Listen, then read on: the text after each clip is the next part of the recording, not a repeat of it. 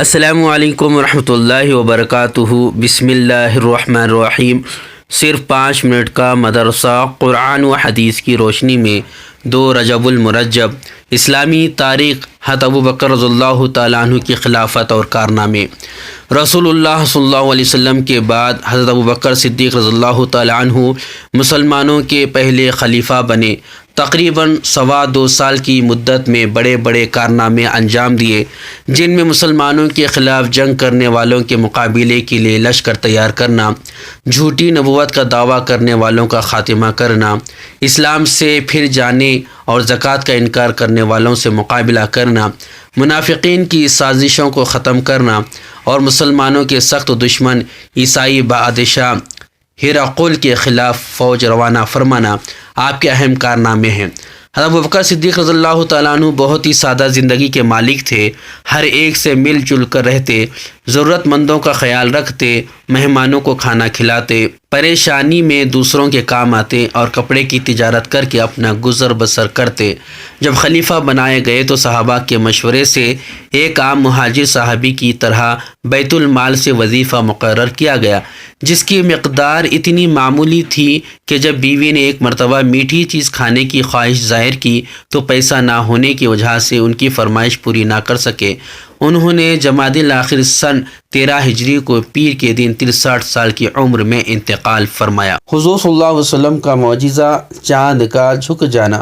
حضرت ابن عباس رضی اللہ تعالیٰ عنہ فرماتے ہیں، میرے اسلام لانے کا سبب یہ ہوا کہ جس وقت آپ صلی اللہ علیہ وسلم بچپن میں جھولے میں آرام فرما رہے تھے تو میں نے دیکھا کہ آپ صلی اللہ علیہ وسلم انگلی سے چاند کی طرف اشارہ کرتے تو چاند بھی اسی طرف جھک جاتا۔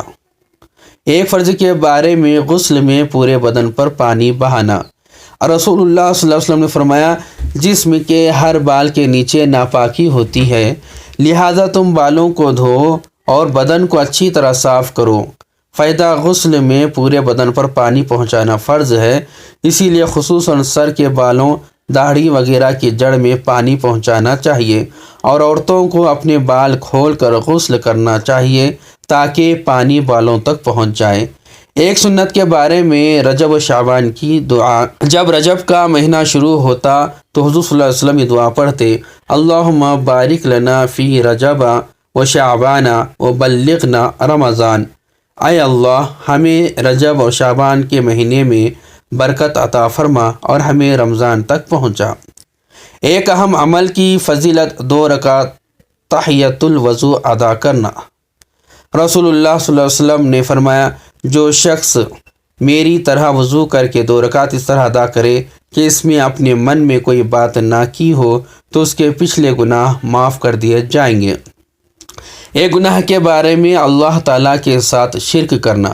قرآن میں اللہ تعالیٰ فرماتا ہے، بلا شبہ اللہ تعالیٰ شرک کو معاف نہیں کرے گا، شرک کے علاوہ جس گناہ کو چاہے گا معاف کر دے گا، اور جس نے اللہ تعالیٰ کے ساتھ کسی کو شریک کیا تو اس نے اللہ کے خلاف بہت بڑا جھوٹ بولا۔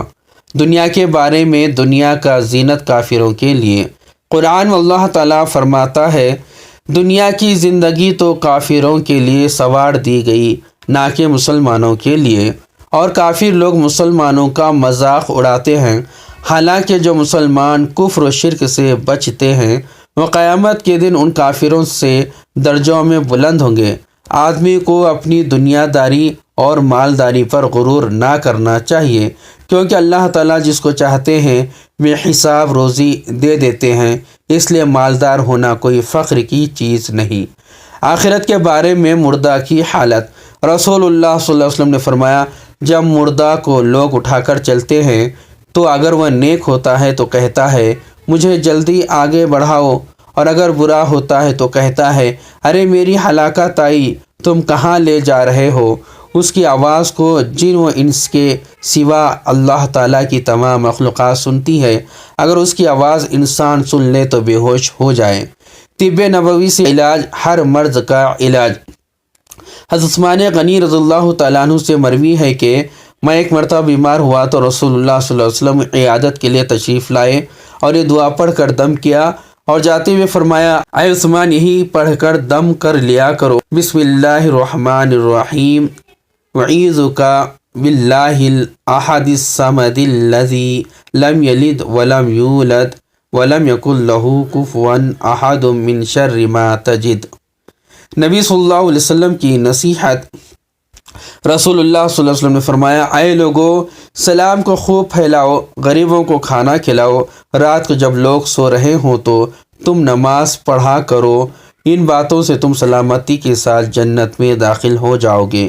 اللہ تبارک تعالیٰ سے دعا ہے کہ اللہ تبارک تعالیٰ ہم ان باتوں عمل کرنے والا بنائے، ان باتوں کو یاد رکھنے والا بنائے۔ اگر مجھ سے کہنے میں پڑھنے میں جو کچھ بھی خطا غلطی ہو گئی ہو تو کمنٹس کے ذریعے ضرور میری اصلاح فرما دیں۔